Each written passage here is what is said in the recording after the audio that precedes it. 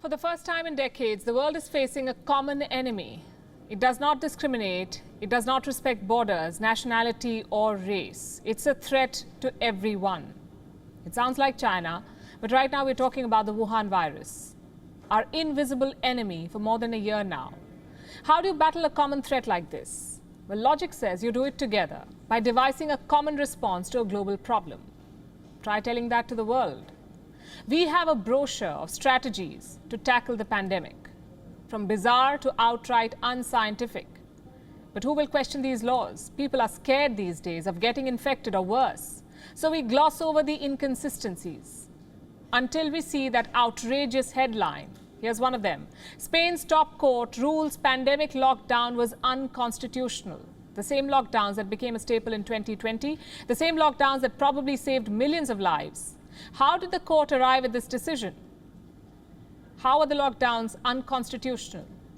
Well, it's based on a technicality. You see, Spain has 3 levels of warning: state of emergency, exception, and siege. Now, last year, the government declared an emergency. They asked people to stay at home and locked down businesses. But the Supreme Court sees things differently. Here's what they say. To lock people at home, the government needs to announce a state of exception. An emergency won't do. The law checks out, but the logic doesn't. People who were fined for violating last year's lockdown in Spain can now sue the government. Imagine that, suing your own government for protecting your life.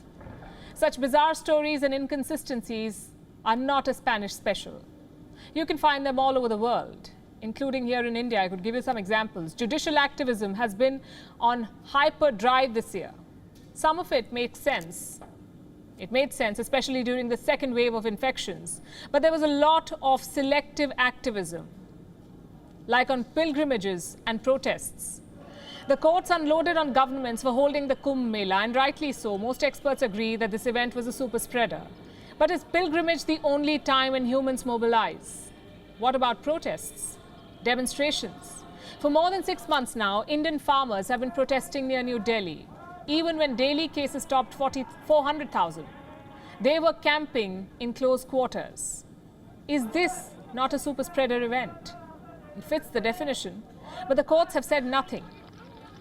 What makes a pilgrimage dangerous but not a protest? Is it because protests are political? Well, so are elections. And that did not stop the courts from criticizing India's election commission. The Tamil Nadu High Court blamed the poll body for India's second wave. Book them for murder, that's what the court said. But why? If protests are fine, why not election campaigns? The fact is that both of them should be avoided. They're dangerous and reckless during a pandemic. But the courts chose to see just one part of the problem. And why just the courts? The Western media also had blinkers on.